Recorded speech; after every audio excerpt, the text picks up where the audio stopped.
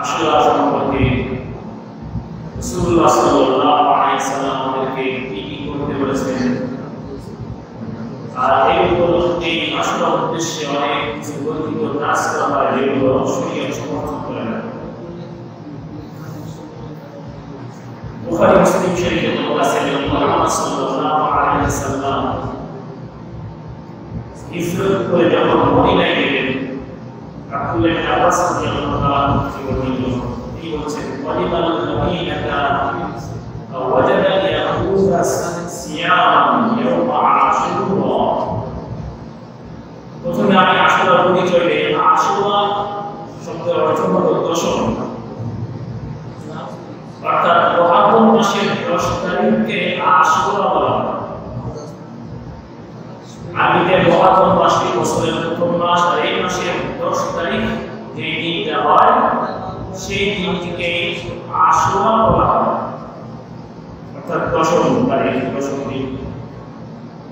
এই আশুরা রাসূলুল্লাহ সাল্লাল্লাহু আলাইহি ওয়াসাল্লাম যখন মদিনায় হিজরত করলেন, মদিনায় হিজরত করার পর এই দশম তারিখে দেখলেন মদিনার ইয়াহুদীরা রোজা রাখে, সবাই রোজা। মুহাম্মদ সাল্লাল্লাহু আলাইহি ওয়াসাল্লাম তাদেরকে জিজ্ঞেস করলেন, ফাকালা লাহুম মা হাযা আল-ইয়াওম আল্লাযী তাসুমুনা, আজকে কোন দিন যে তোমরা আজকে রোজা রেখেছো? রাসূলুল্লাহ সাল্লাল্লাহু আলাইহি ওয়াসাল্লাম সাহাবাকে ইয়াহুদীদেরকে জিজ্ঞেস করলেন।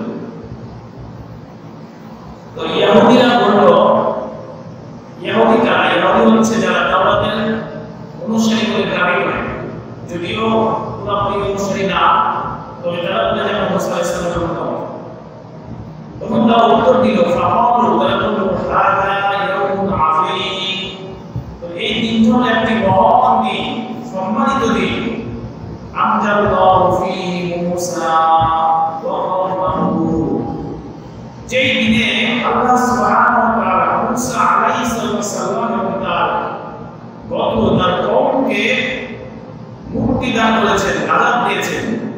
ওয়া গররা ফিরআউন ওয়া কওমাহু, এবং ফিরআউন এবং তার দলবল গোত্রকে পানিতে ডুবিয়ে মারছেন। ফাসামাহু মূসা শুকরান, মূসা আলাইহিস সালাম যেহেতু এই দিনে ফিরআউনের কবল থেকে মুক্তি পেয়েছেন, আল্লাহ তাআলা মুক্তি দিয়েছেন, এজন্য মূসা আলাইহিস সালাম এই আশুরার দিন অর্থাৎ মুহররমের 10 তারিখে শুকরিয়াটা রোজা রাখতেন, আল্লাহ আমাকে মুক্তি দিয়েছে, এই শুকরিয়াটা রোজা রাখতেন। ফানাহনু নাসুমু, আর আমরা মূসা আলাইহিস সালামের উম্মত, এজন্য আমরা তার অনুসরণে আমরা রোজা রেখেছি। এই কথাটা কারা বলল? ইয়াহুদীরা। মুহাম্মদ সাল্লাল্লাহু আলাইহি ওয়াসাল্লাম জিজ্ঞেস করলেন, তোমরা এই রোজা কেন? তারা এর কারণ বলল যে আমাদের নবী মুসা আলাইহিস সালাম আযাব দিয়েছিল, এজন্য সেই শুকরিয়াটা রোজা রেখেছিল, এজন্য আমরা রোজা রাখি। قال رسول الله صلى الله عليه وسلم فنحن أحق وأولى بموسى منكم। মুহাম্মদ সাল্লাল্লাহু আলাইহি ওয়াসাল্লাম বললেন যে মূসা আলাইহিস সালামের অনুসরণ করা, মূসা আলাইহিস সালামের হকদার তোমাদের থেকে আমরাই বেশি। যদিও তোমরা বলো আমরা মূসার উম্মত, মূসার অনুসারী, কিন্তু তোমরা যতটুকু তাকে ভালোবাসো, মহব্বত করো, নিকটবর্তী, তার চাইতে আমরাই বেশি কি মূসা আলাইহিস সালামের নিকটবর্তী। সুতরাং তোমরা যদি এই শুকরিয়াটা আল্লাহর অনুসরণে রোজা রাখতে পারো, আমরা তো আগে রাখতে পারবো। এজন্য আল্লাহ নবী কি বলেন? হাসাবাহু, নবী মুহাম্মদ সাল্লাল্লাহু আলাইহি ওয়াসাল্লাম রোজা রাখলেন। ওয়া আমরা বিসিয়ামিহি, এবং সাহাবাদেরকে নির্দেশ করলেন তোমরা আশুরার দিন মুহররম মাসের 10 তারিখ যে দিন হবে সেই দিনে রোজা রাখবে। তাহলে আশুরার দিন মুহাম্মদ সাল্লাল্লাহু আলাইহি ওয়াসাল্লামের আমল কি ছিল? তিনি রোজা রাখতেন এবং সাহাবায়ে-কেরামকে নির্দেশ করতেন এই দিনে রোজা রাখার জন্য। এখন এরপর আসে যে মুহাম্মদ সাল্লাল্লাহু আলাইহি ওয়াসাল্লাম কি এর আগেও এই দিনে রোজা রাখতেন কিনা? আসলে আশুরার যে 10 তারিখ, যেহেতু আয়াতে মধ্যে আল্লাহ তাআলা বলেন যেদিন থেকে আসমান জমিন সৃষ্টি করা হয়েছে সেদিন থেকেই 12টি মাস আল্লাহ তাআলার কাছে, আর 12 মাসের মধ্যে 4 মাস সম্মানিত। তাহলে এই 4 মাস যে সম্মানিত তার মধ্যে একটা মহারম আছে। আর এটা সৃষ্টি আসমান জমিনের সৃষ্টির শুরু থেকেই হয়েছে। অতএব বোঝা গেল এই মহারম মাসের সম্মান মর্যাদা কদর এটা পৃথিবীর শুরু থেকেই। তো রাসূলুল্লাহ সাল্লাল্লাহু আলাইহি সাল্লাম এবং রাসূলের আগে যারা আসতেন তারাও এই দিনকে রোজা রাখতেন।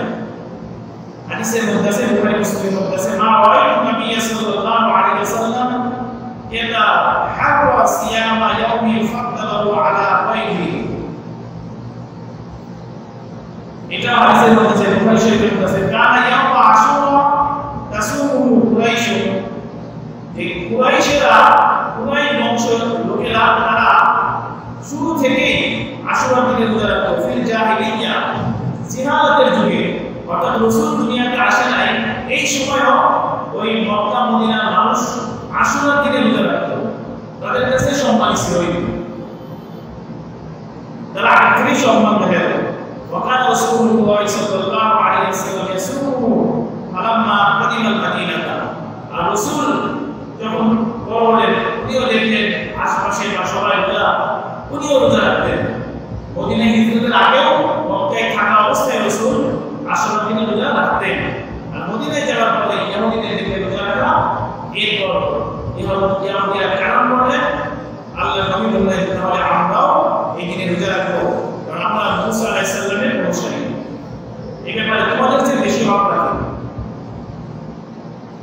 তাহলে এই আশুরা দিনে রোজা রাখাটা মূল কারণ হলো মুসা আলাইহিস সালাম এই দিনে মুক্তি পেয়েছেন, এটাই হলো মূল। যদিও কিছু উলামায়ে কেরাম কিছু কিতাবের মধ্যে এরকম পাওয়া যায়, আরো অনেক কিছু বিষয় এই দিনে উল্লেখ করে যে আদম আলাইহিস সালামকে মারা হয়েছে, দুনিয়াতে পাঠানো হয়েছে, নূহ আলাইহিস সালামের রোগটা যদি ভাগে ফেলে গেছে, এরপর ইউসুফ আলাইহিস সালাম মুক্তি পেয়েছে, আরো অনেক কারণ বলে আশুরা ফজিলত বলতে গিয়ে। তবে সেগুলোর ব্যাপারে অনেকেরই দ্বিমত আছে। তবে এই মুসা আলাইহিস সালামের নাজাতের ব্যাপারে যে আশুরা রোজাটা এসেছে এই ব্যাপারে কোনো দ্বিমত নেই।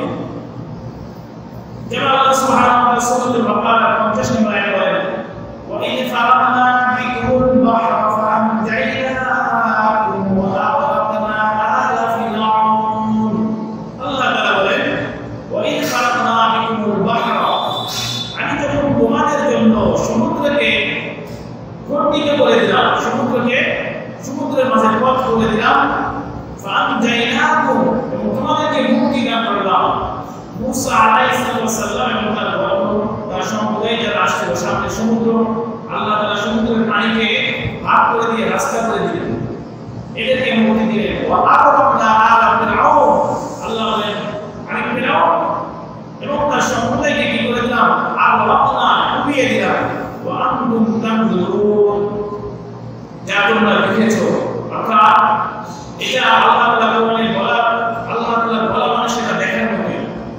এজন্য এই আশুরা দিনে রোজা রাখার মূল কারণটাই হলো মুসা আলাইহিস সালাম মুক্তি পেয়েছেন, ফিরআউনকে ডুবিয়ে মারছে, এটাই হলো উদ্দেশ্য। এই ওয়াকিয়াটা আল্লাহ তাআলা সূরাতুল ইউনূসের 90 নম্বর আয়াত থেকে আলোচনা করেছেন। ওয়াজাওয়াজনা বিবানি ইসরাঈল আল বাহরা ফাআতবা'আহুম ফিরআউন ওয়া জুনুদুহু বাগিয়ান ওয়া আদওয়া। আমি অতিক্রম করিয়ে দিলাম বানি ইসরাঈলকে, অর্থাৎ মুসা আলাইহিস সালামের তার সম্প্রদায়কে, এবং ফাআতবা'আহুম ফিরআউন, ফিরআউন এবং তার দলবলকে তাদের অনুসরণ করতে বললাম। মুসা আলাইহিস সালাম এবং তার সম্প্রদায় যখন সমুদ্র পার হয়ে চলে গেল, তো ফিরআউন ভাবলো কি ব্যাপার, সমুদ্রের মধ্যে রাস্তা, আর তারা যেহেতু যেতে পেরেছে তাহলে আমরাও তো যেতে পারবো। ফাআতবা'আহুম, তারা তাদের পিছু লাগলো, তাদের পিছু যখন যাইতে শুরু করলো, কিভাবে বাগিয়া ওয়া আদওয়া, বিরোধিতা এবং দুশমনী নিয়ে, তাদের বিরোধিতা এবং দুশমনী নিয়ে তাদের পিছু যেতে লাগলো। আল্লাহ হাত্তা ইলা তাদেরকে আমি পানিতে ডুবাই দিলাম, যেই মাঝে আসছে আর পানিতে আমি মিলিয়ে দিলাম, তারা আগুন মুখে মারা গেল।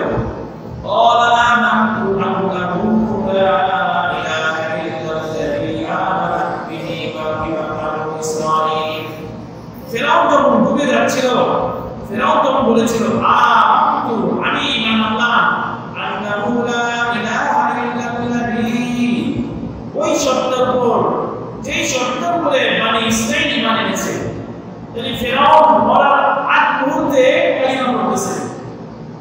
দুপুর যাবে যাবে ভাব তখন বলতেছে লা ইলাহা ইল্লাল্লাহ ঈসা কালিমুল্লাহ মুসলমান হচ্ছে। এরপর আল্লাহ তাআলা বলেন ওয়া আনা মিনাল মুসলিমিন, সে বলতেছে আমি মুসলমানদের মধ্যে শামিল হয়ে যাব। কে বলতেছে? ফিরাউন। আল্লাহ তাআলা বলেন আল-আন ওয়া ক্বাদ আসাইতা ক্বাবলা ফাকুনতা মিনাল মুফসিদিন। ওরা সময় কাইটা বলে হবে না, তুমি তো ইতিপূর্বে আমার নাফরমানি করেছো। আল্লাহ তাআলা কথা নেয় নাই। আল্লাহ তাআলা বলেন ইতিপূর্বে তুমি নাফরমানি করেছো আর তুমি ছিলে ফাসিকদের মধ্যে অন্তর্ভুক্ত, তবে তোমার এই কালিমা এখন গ্রহণযোগ্য না। তাহলে অনেকে আমরা মনে করি যে সারা জীবন উল্টাপাল্টা করে মৃত্যুর সময় তওবা করে নিব, এই তওবা তো কবুল করে না। কি বলেন? এই জন্য যখন থেকে বুঝে এসে যাবে যে এটা ভুল, ক্ষমা চেয়ে তওবা করে নেব। তওবার জন্য দেরি করা না। ফিরআউন তওবা করেছিল মৃত্যুর সময়। সূরা ইউনূসের 90 নম্বর আয়াতে তওবা দেখবে সে তওবা করতেছে, জানি না আল্লাহ মুসা আলাইহিস সালাম যখন ঈমান আনছে তার ঈমান আল্লাহ বলছে না এখন হবে না। তবে তোরে একটা কাজ করবো। কি কাজ? সবকে তো মেরে নিশ্চিন্ত করে দিলাম, আমি তোরে নিশ্চিন্ত করবো না, তোরে আমি বডিটা বাঁচাই রাখবো। আল্লাহ তাআলা বলেন আল ইয়াউমা নুনাজ্জিকা বিবাদানিকা লিতাকুনা লিমান খালফাকা আয়া। আল ইয়াউমা, আজকে নুনাজ্জিকা, আমি মুক্তি দেব বিবাদানিকা, তোর শরীরকে, তোর বডিকে। ফিরআউনের বডি তো এখনো আছে। এটা ঘুমা কেন? এই শুরুতে ইচ্ছা করলে তো আমি ঢুকাই দিতে পারতাম, কিন্তু মরার পরেও তোর বডিকে আমি বাঁচাই রাখবো। এটা কোনা লিমান খালফাকা আয়া, এটা কোনা যেন হয় লিমান ওই ব্যক্তির জন্য, খালফাকা যারা তোর পিছনে আসবে, আয়া নিদর্শন। ও ফিরআউন, তোর পরবর্তীতে যারা পৃথিবীতে আসবে তাদের জন্য তুই নিদর্শন, তাদের জন্য তুই এরকম, তাদের জন্য তুই সামনে থাকবি যে তোর মতো যারা অপকর্ম করবে, আল্লাহর সাথে বিরোধিতা করবে, আল্লাহর আইনকে বিদ্যাঙ্গুলি দেখাবে, তাদের সাথে আল্লাহ কি মুআমালা করে, তাদের উপর আল্লাহ কি গজব নেমে আসে, ফিরআউনের লাশ দেখে দেখে শিক্ষা পাবে। ওয়া ইন্না কাসীরাম মিনান নাসি আন আয়াতিনা লাগাফিলুন, নিশ্চয়ই তারপরেও মানুষের মধ্যে অনেক মানুষ আছে যারা নাকি আমার নিদর্শন থেকে গাফিল। সম্মানিত হাজির, এই ঘটনা থেকে কয়েকটা জিনিস আমাদেরকে বুঝে আসবে। এক হলো আল্লাহ তাআলা ফিরআউনের সাথে যে মুআমালা করেছে, যে ফিরআউন সারা জীবন নাফরমানি করেছে, নবীদের বিরুদ্ধে কথা বলেছে, নবীদের যারা পক্ষে ছিল তাদের বিরুদ্ধে গিয়েছে, যার কারণে ফিরআউনকে আল্লাহ তাআলা লাঞ্ছিত অপমানিত করে জীবন এরকম মৃত্যু দিয়েছে। এরপরে তার ওই সমুদ্রের মধ্য থেকেও তার লাশকে আল্লাহ বাঁচিয়ে রাখলেন, রেখে সারা কিয়ামত পর্যন্ত তার পরবর্তী যারা আসবে সবার জন্য নিদর্শন করে দিলেন। আল্লাহ বলে এই ঘটনা শোনার পরেও অনেক মানুষ আছে যারা নাকি আল্লাহ নিদর্শনকে ভয় পাচ্ছে, যারা আল্লাহ নিদর্শন সম্পর্কে গাফেল। এই জন্য আমাদের সতর্ক হতে হবে। নবী এবং সাহাবায়ে কেরামরা যে আদর্শ রেখে গেছেন, যে কর্মগুলো আমাদের জন্য করতে বলেছেন, সেগুলো আমাদের জন্য করণীয়। বাকি অন্যগুলো আমাদেরকে করণীয় হিসেবে নেওয়া যাবে না, সেটাকে দূরে রাখতে হবে। কিন্তু আমাদের অবস্থা কিন্তু সেইভাবে করবে আল্লাহ তাআলা। তাহলে আশুরা উপলক্ষে আমাদের একটি আমরা পাইলাম রোজা রাখা। রাসূল নিজে রোজা রেখেছেন, সাহাবায়ে কেরামকে রোজা রাখতে বলেছেন। তাহলে আমরাও আমাদের রাসূল এবং সাহাবায়ে কেরামের অনুসরণে আমরাও সেদিন রোজা রাখবো। যদি কেউ কারণ জিজ্ঞেস করে কি জন্য, কারণটা হলো মুসা আলাইহিস সালাম এদিকে মুক্তি পেয়েছে এবং ফিরআউন ডুবে পড়েছে, এই জন্য। এরপর অন্য হাদিসের মধ্যে আছে রাসূলুল্লাহ সাল্লাল্লাহু আলাইহি ওয়াসাল্লাম যখন রমজানের রোজা ফরজ করা হলো, রমজানের আগে এই আশুরা রোজাটা ওয়াজিব ছিল, অর্থাৎ সবাই বাধ্যতামূলক করতো আশুরা রোজা। তখন রমজানের রোজা ফরজ হয়নি। যখন রমজানের রোজা ফরজ হয়ে গেল, তখন আল্লাহ তাআলা নবী আলাইহিস সালামের মাধ্যমে বলেন, নবী আলাইহিস সালাম বলেন যে ফালাম্মা ফুরিদা রমাদান তারাকা ইয়াউম আশুরা ফামান শাআ সামাহু ওয়া মান শাআ তারাকাহু। রমজানের রোজা ফরজ হয়ে যাওয়ার পর আল্লাহ নবী বললেন, এখন তোমাদের যদি ইচ্ছা হয় আশুরা রোজা দেখো, আর যদি কেউ মনে করে তারা তরক করবে, ছেড়ে দিবে, তাহলে ছেড়ে দিতে পারো। আশুরার 10 তারিখে মহররম মাসের 10 তারিখে রোজাটা ফরজ ছিল, সবাই বাধ্যতামূলক করতো। যখন রমজানের রোজা ফরজ হয়ে গেল তখন আল্লাহর নবী ইখতিয়ার দিলেন যে কেউ যদি মনে চায় তার প্রতিকূলতা যদি সমস্যা যদি না হয় তাহলে রোজা রাখবে, আর যদি কারো সমস্যা মনে হয় তাহলে আশুরার রোজাটাকে তোমরা ছেড়ে দিতে পারবে। তাহলে ছেড়ে দিতে যদি পারি, এই হুকুম যখন এসে গেছে তাহলে এটা হয়ে গেছে মুস্তাহাব। এটার হুকুম এখন কি? মুস্তাহাব। রাখলে সওয়াব, না রাখলে গুনাহ। কেউ যদি 10 তারিখে রোজা রাখতে পারে কি সওয়াব, না রাখলে গুনাহ। মুসলিম শরীফের মধ্যে আছে নবী আলাইহিস সালাম বলেন আফদালুস সিয়ামি বাদা শাহরুর রমাদান শাহরুল্লাহিল মুহাররম। রমজান মাসের রোজার পরে উত্তম শ্রেষ্ঠ রোজা হলো মুহররম মাসের 10 তারিখে রোজা রাখা। রমজান মাসের রোজার পরে শ্রেষ্ঠ এবং উত্তম রোজা হলো মুহররম মাসের রোজা রাখা। মুসলিম শরীফের অন্য রিওয়ায়াত সিয়াম ইয়াউমি আশুরা আহতাসিবু আলা আল্লাহি আন ইউকাফিরাস সানাতাল্লাতী ক্বাবলা। যদি কেউ আশুরা রোজা রাখে তাহলে কি প্রতিদান দেওয়া হবে? নবী মুহাম্মদ সাল্লাল্লাহু আলাইহি সাল্লাম বলেন আমি আশা রাখি আশুরা রোজা যদি রাখা হয় তাহলে আল্লাহ তাআলা আন ইউকাফিরাস সানাতাল্লাতী ক্বাবলা পূর্ববর্তী 1 বছরের সগীরা গুনাহ আল্লাহ মাফ করে দিবেন। সুবহানাল্লাহ। ইয়ামুল আরাফা জিলহজ মাসের 9 তারিখে রোজা রাখলে কি সওয়াব ছিল? আগের 1 বছর পরের 1 বছরের গুনাহ মাফ করবে। আর এই আগামী বুধবার আশুরা অর্থাৎ মুহররম মাসের 10 তারিখে রোজা যদি কেউ রাখে তাহলে আল্লাহ তাআলা পিছনের বছরের 1 বছরের সগীরা গুনাহ মাফ করে দিবেন। এজন্য ইনশাআল্লাহ আমাদের যদি কোনো সমস্যা না হয় আমরা চেষ্টা করব এই দিনে রোজা রাখার জন্য। এবং অন্য এক রিওয়ায়াত মুসলিম শরীফের মধ্যে আছে রাসূলুল্লাহ সাল্লাল্লাহু আলাইহি সাল্লাম যখন সবাই আশুরা রোজা রাখেন সাহাবায়ে কেরামরা রাসূলকে এসে বললেন ইয়া রাসূলুল্লাহ আমরা 10 তারিখে রোজা রাখি, ইহুদিরাও 10 তারিখে রোজা রাখে, ওরাও এই দিন অনেক মর্যাদা দেয়, তো ওদের সাথে তো আমাদের কিছুটা সাদৃশ্য লেগে যাচ্ছে। নবী মুহাম্মদ সাল্লাল্লাহু আলাইহি সাল্লামের একটি হাদিস এমন আছে মান তাশাব্বাহা বিকওমিন ফাহুয়া মিনহুম। যেই জাতির সাথে সাদৃশ্য হয় দেখতে উঠতে কালচারে যদি এক মনে হয় অন্য জাতির সাথে তাহলে তাকে সেই জাতির মধ্যে শামিল করা হয়। একজন মানুষ দাড়ি টুপি জুব্বা পাগড়ি পরে দেখে রাস্তা দিয়ে হাঁটতেছে, কেউ তাকে কিন্তু বেশিরভাগই সবাই মনে করবে হুজুর মানুষ, ঠিক না? কিন্তু সে হুজুর না, কারণ কি হুজুরের লেবাস পরছে এজন্য হুজুর মনে হচ্ছে। আবার হুজুর মানুষ যদি পাবলিকের লেবাস পরে হাঁটে একে হুজুর মনে হবে না, মনে হবে পাবলিক, যদিও সে হুজুর।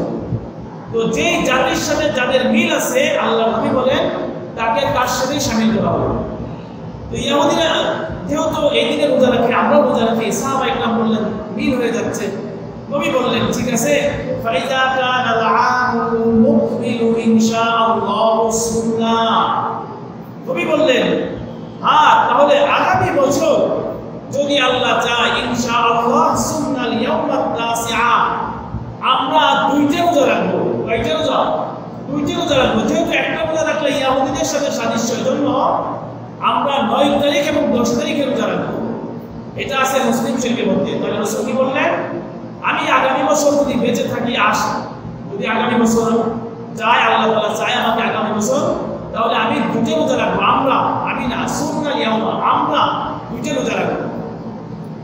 মুসলিম শরীফের অন্য হাদিসে আছে লাইন বাকিতু ইলা কওমিনি লা আসুমান্না তাসিয়া। এখানে রাসূল বলেছেন আমি যদি আগামী বছর বেঁচে থাকি লা আসুমান্না অবশ্যই আমি রোজা রাখবো তাসিয়া 9 সহ। তাহলে 9 তারিখ 10 তারিখে রোজা রাখা হাদিস থেকে প্রমাণিত, মুসলিম বুখারীর হাদিস। শুধু 10 তারিখে রোজা রাসূল রেখেছেন, তবে যখন এই কথা আসছে যে আগামী বছর বেঁচে থাকলে 2টা রাখবো অথবা আমরা সবাই 2টা রাখবো, তখন থেকে পরবর্তী সাহাবায়ে কেরামরা 2টাই রেখেছেন। অন্য হাদিসের মধ্যে আছে মুসাদ্দিদ আব্দুল রাজ্জাক হাদিসের কিতাব সুমুত তাসিয়া তোমরা 9 তারিখে রোজা রাখো মাল আশির 10 তারিখ সহ। তাহলে আমরা যারা রোজা রাখবো 9 10 2টা রাখার চেষ্টা করব। আরেকটা হাদিসের মধ্যে আছে যে রাসূল বলেছেন হয়তোবা আগে হয়তোবা পরে। আব্দুল্লাহ ইবনে আব্বাস থেকে বর্ণিত, এটা যদিও দুর্বল কথা, সূত্র দুর্বল, তবে 10 11 অথবা 9 10 এই দুটোর অবকাশ আছে ওই এক হাদিসে। আর এখানে 3 হাদিস থেকে পাওয়া গেল 9 10 9 10 9 10। সম্মানিত হাজিরিন, তাহলে আমরা আশুরার আমল কি পাইলাম? 9 10 রোজা রাখা, 3টে হাদিস বললাম। আরেকটা হাদিস আছে 10 11 রোজা রাখা। এরপরে রাসূলুল্লাহ সাল্লাল্লাহু আলাইহি ওয়াসাল্লাম বলেন রোজা রাখলে পিছনের 1 বছরের সগীরা গুনাহ মাফ করে দেওয়া হবে। এজন্য এই দিন আমরা সবাই রোজা রাখার চেষ্টা করব। এখন রাসূলুল্লাহ সাল্লাল্লাহু আলাইহি ওয়াসাল্লাম এছাড়া আশুরা উপলক্ষে কোনো আমল বলেন নাই আমাদের। সাহাবায়ে কেরামের কোনো গুরুত্ব দেন নাই আশুরা ছাড়া অন্য কোনো আমলের ব্যাপারে। অন্যান্য সময় যে আমল করে সেগুলো করবে, দাওরা করবে, কোরআন তেলাওয়াত করবে, নামাজ পড়বে স্বাভাবিকভাবে। তবে আশুরা উপলক্ষে কেবলমাত্র রোজা রাখার কথাই রাসূল গুরুত্ব দিয়েছেন, রাখতে বলেছেন। অন্য কোনো বিষয় ব্যাপারে রাসূলুল্লাহ সাল্লাল্লাহু আলাইহি ওয়াসাল্লাম তাকে দেন নাই এবং শিখান নাই। এজন্য আমরা এই আশুরা উপলক্ষে এই আমল ছাড়া অন্য কোনো আমল করব না, করা থেকে বিরত থাকবো আশুরা উপলক্ষে।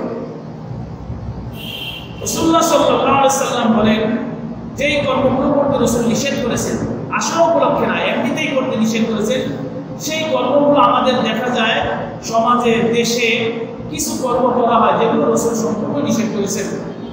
যেমন উদাহরণস্বরূপ রাসূল বলেছেন কোনো ব্যক্তি যদি কোনো ব্যক্তির জন্য শোক পালন করতে চায় কেবলমাত্র 3 দিন শোক পালন করবে, এছাড়া আর অতিরিক্ত করতে পারবে না। শুধুমাত্র প্রত্যেকটা স্ত্রী তার স্বামী মারা গেলে স্বামীর জন্য 4 মাস 10 দিন শোক পালন করবে। বুখারী মুসলিম কি বলেছেন? শোক পালন করতে হবে কয়দিন? যদি কারো স্বামী মারা যায় তার জন্য শোক পালন করবে 4 মাস 10 দিন। শোক পালন করবে মানে শ্বাসগোস করবে না, ভালো দামি পোশাক করবে না, এরকম সেজে কেজে থাকবে না 4 মাস 10 দিন। এরপর আবার স্বাভাবিক থাকবে, একবার কুমারীর মতো থাকবে, কোনো সমস্যা নেই। আর স্বামী ছাড়া যেই ইন্তেকাল করবে যত কষ্টই তার উপরে আসুক শোক পালন করবে কয়দিন? সর্বোচ্চ 3 দিন। ভাই বোন চাচা বাবা মা যেই চলে যান দুনিয়া থেকে 3 দিনের বেশি শোক পালন করা রাসূল নিষেধ করেছেন। তাহলে সম্মানিত হাজিরিন, প্রতি বছর বছরে শোক পালন করা, প্রতি বছর বছরে জন্মদিন পালন করা, এটা শরীয়তে ইসলামে নাই। অন্য কারো ব্যাপারে হতে পারে, অন্য কোনো জাতীয় হতে পারে, তবে ইসলামে প্রত্যেক বছরে শোক পালন করা, প্রত্যেক বছরে জন্মদিন পালন করা, এটা ইসলাম সমর্থন করে না, এটা বিজাতীয় কালচার। মুসলিম শরীফের মধ্যে আছে রাসূলুল্লাহ সাল্লাল্লাহু আলাইহি ওয়াসাল্লাম বলেন এগুলো বর্জনীয় আশুরা উপলক্ষে। ইন্নাল মাইয়িতা ইউআযযিবু বিবুকাই আহলিহি আলাইহি, নিশ্চয়ই কোনো মৃত ব্যক্তির জন্য যদি আওয়াজ করে কান্নাকাটি করা হয় তাহলে ওই মৃত ব্যক্তিকে এই কান্নাকাটি করার কারণে আযাব দেওয়া হয়। মুসলিম শরীফ 2024 নম্বর হাদিস, 2028 নম্বর হাদিস মুসলিম শরীফ। কোনো ব্যক্তি মারা গেছে, এজন্য তার শোকে কেউ আওয়াজ করে যদি কান্না করে, এই কান্না করাটা কবরে ওলার আযাবের কারণ। আলহামদুলিল্লাহ অনেকে এই কথা জানে, দেখবেন বলে কান্না করো না, তার শাস্তি হবে না। এই জন্য কেউ যদি মারা যায় তার জন্য আমরা আওয়াজ করে কান্না করবো না। দিলের সাথে যদি চোখের পানির সম্পর্ক হয়, হাদিসে আছে এটা হলো আল্লাহর রহমত। দিলের সাথে যদি চোখের পানি সম্পর্ক হয়, অর্থাৎ আমি কান্না করতেছি কিন্তু আওয়াজ করতেছি না, তাহলে এই চোখের পানি আল্লাহর রহমত। আর জবানের সাথে যদি চোখের পানি হয়, জবান দিয়ে আওয়াজ করতেছি আর কান্না করতেছি, এটা হলো আল্লাহর গজব। এটা হলো কি? আল্লাহর গজব। আল্লাহর নবী মুহাম্মদ সাল্লাল্লাহু আলাইহি ওয়াসাল্লাম তার ছেলে ইব্রাহিম যখন ইন্তেকাল করলো, রাসূল চোখ দিয়ে পানি পড়তেছে। সাহাবারা বললেন, ইয়া রাসূলুল্লাহ, কান্না করতে তো নিষেধ করেছেন। বলে, আমি তো এই কান্না করতে নিষেধ করিনি। আওয়াজ নাই কিন্তু চোখের পানি পড়তেছে, মহব্বতে, কষ্টে, কিন্তু আওয়াজ নাই। কিন্তু আপনি মুখে থাপড়াবেন, কাপড় ছিঁড়ে ফেলবেন, মাথার চুল উঠাই ফেলবেন, ঢোল ডগর বাজাবেন, লাফাবেন আর হাই হাই করবেন, এটা হচ্ছে বিজাতীয় কালচার। এটা ইসলাম সমর্থন করে না। সম্মানিত হাজির, মুসলিম শরীফের 2030 নম্বর হাদিস, ইন্নাল মাইয়িতা লা ইউআযযিবু বিবুকাইল হাইয়্যি, নিশ্চয়ই জীবিতদের কান্নার কারণে মৃতদেরকে শাস্তি দেওয়া হয়। এটা আমার কথা না, রাসূলুল্লাহ সাল্লাল্লাহু আলাইহি ওয়াসাল্লাম বলে গেছে, জীবিতদের কান্নার কারণে কবরবাসীকে শাস্তি দেওয়া হবে। তাহলে আপনি যদি তাকে ভালোবেসেই থাকেন, চিল্লাচিল্লি করার দরকার নাই, নামাজ পড়ে তার জন্য দোয়া করেন, ঠিক কিনা? চোখের পানি ফেলুন, মহব্বতে দোয়া করুন, তার জন্য দান খয়রাত করুন, যে 5 লাখ টাকা দান করে দিলাম, আল্লাহ তার কবরে সওয়াব পৌঁছাই দেবে। এটা না করে আপনি সদর খুলে লাফালাফি করছেন, ছেলে মেয়ে ঠিক নাই, এটা কিন্তু কোনো শরীয়তেই সমর্থন করে না। সম্মানিত হাজির, এটা বিজাতীয় কালচার। আমাদের ছেলে মেয়েদেরকে, আমাদের আত্মীয় স্বজনকে এই সমস্ত খারাপ কাজ থেকে বিরত রাখতে ইনশাআল্লাহ চেষ্টা করবো। বুখারী শরীফের হাদিস, রাসূল বলেন, লাইসা মিন্না, সে কিন্তু আমার উম্মত না, মান লাতামাল ফুদুদা, যে তার মুখে থাপড়ায়, ওয়াশাক্কাল জুয়ুবা, কাপড় ছিঁড়ে ফেলে, ওয়াদা বিদাওয়াল জাহিলিয়া, আর মূর্খদের মতো চিল্লাচিল্লি করে। এটা যারা করে তাদের নবী উম্মত, নবী বলতে তারা উম্মত না। এজন্য এই সমস্ত কাজ থেকে বিরত থাকবো। অনেকেই দেখা যায় আশুরার মহানবীর 4 বছর পর থেকেই ছোট ছোট ছেলেরা দল বেঁধে বেঁধে মানুষের বাড়িতে বাড়িতে চাল খাচ্ছে, চাউল খায়। এটা শুধু আমার এলাকার না, আমার সমাজের না, পৃথিবীতে যেখানেই থাক সবাইকে বলছি। এই যে রীতি, চাউল উঠানোর রীতি, কি করবে তারা, কেন উঠায়, তাদের জিজ্ঞেস করলে বোঝা যায় 10 তারিখে তারা সিন্নি করে খাবে। সম্মানিত হাজির, একটু আগেই আমি হাদিস থেকে বললাম 10 তারিখে রোজা রাখা লাগবে। কি করা লাগবে? রোজা রাখা লাগবে 10 তারিখে। আপনি ওই দিন সিন্নি করবেন কেন? আর ওই দিন তো মুক্তির দিন, ওই দিন তো নাজাতের দিন। মুসা আলাইহিস সালামকে নাজাত দেওয়া হয়েছে, জন্য রোজা রাখা লাগবে। হ্যাঁ, হযরত হুসাইন রাদিয়াল্লাহু তাআলা আনহু সেদিন শহীদ হয়েছে, অবশ্যই এটা বেদনাদায়ক, কষ্টদায়ক। তবে এর মানে এই নয় যে তাকে উদ্দেশ্য করে আশুরা পালন করা লাগবে। আশুরার সম্মান নবীর জন্মের আগের থেকেই, ঠিক কিনা? নবীর জন্মের আগের থেকেই মুহররম মাসের 10 তারিখে রোজা রাখতে হয়, এটা শরীয়তের বিধান। সাহাবা ইকরাম করেছেন, হুসাইন রাদিয়াল্লাহু তাআলা নিজেও থাকতেন। তবে একই দিনে বিভিন্ন ঘটনার সমন্বয় হতে পারে কিনা? মনে করেন আজকে শুক্রবার, কোন একজন ব্যক্তির বিবাহ আজকে হতে পারে না? তাহলে কোন একজন ব্যক্তির যদি আজকে শুক্রবারের দিন বিবাহ হয়, তাহলে কি তার বিবাহ হওয়ার কারণে শুক্রবারের দাম বেড়ে যাবে, নাকি শুক্রবারের কারণে তার বিবাহের দাম বাড়বে? কোনটা বাড়বে? শুক্রবারের কারণে তার বিবাহের দামটা কি হবে? বাড়বে। কেন? শুক্রবার একটা সাপ্তাহিক দিন, সম্মানিত দিন, সাপ্তাহিক সরকার, এই দিনের মধ্যে আমার বিবাহ হয়েছে, বিবাহটা বরকতময়। তবে বিবাহের কারণে শুক্রবারের কিঞ্চিত বৃদ্ধি পায় নাই। হুসাইন রাদিয়াল্লাহু তাআলা শহীদ হওয়ার কারণে আশুরার সামান্যতম সম্মান বাড়ে নাই। তবে হুসাইন রাদিয়াল্লাহু তাআলা শহীদ আশুরার দিনে হওয়ার কারণে তার শহীদের মর্যাদা বেড়ে গেছে।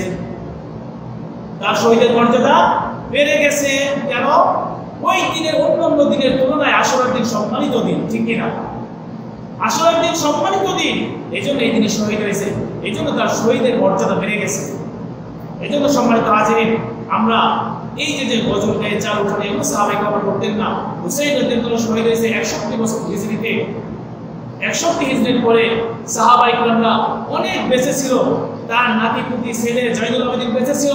আপনি দেখান তাদের জীবনে কোনো ইতিহাসে দেখান তাদের ছেলেদেরকে এভাবে চাউল উঠাইছে কিনা, এভাবে গজল গাইছে কিনা? পৃথিবীতে সর্বপ্রথম এই হুসাইন রাদিয়াল্লাহু তাআলার শোক পালন করছে জমজমাট ভাবে 352 হিজরিতে। কত? 352 হিজরিতে বাগদাদে মরিজুদ্দৌলা নামে একজন ব্যক্তি রাষ্ট্রীয়ভাবে দোকানপাট বন্ধ করে ছেলে মেয়ে সবাইকে মিছিলে নামিয়ে দিয়ে খালি পায়ে হুসাইনের শোক পালন করছে। নাউজুবিল্লাহ। আর আল্লাহর নবী কিছুক্ষণ আগে বলে গেলেন শোক পালন করা হবে 3 দিন, এর চাইতে বেশি না, কেবলমাত্র স্ত্রী তার স্বামীর জন্য। তাহলে সম্মানিত হাজিরিন, আমি যেটা করছি এটা কতটুকু শরীয়তে সমর্থন করে দেখার প্রয়োজন আছে। আমরা একটা হাদিস বলে থাকি, সবাই বলি আমার উম্মত হবে 73 দল। রাসূল বলেছে কয় দল? 73 দল। একটি দল যাবে জান্নাতে। সাহাবারা বললেন ইয়া রাসূল মান হিয়া, সেই দলটা কারা যারা যাবে জান্নাতে?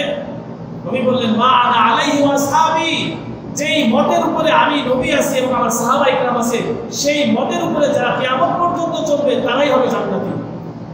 এখন আপনার স্টাইলটা কি সাহাবায়ে কেরামের মতের উপর আছে নাকি দেখার বিষয়।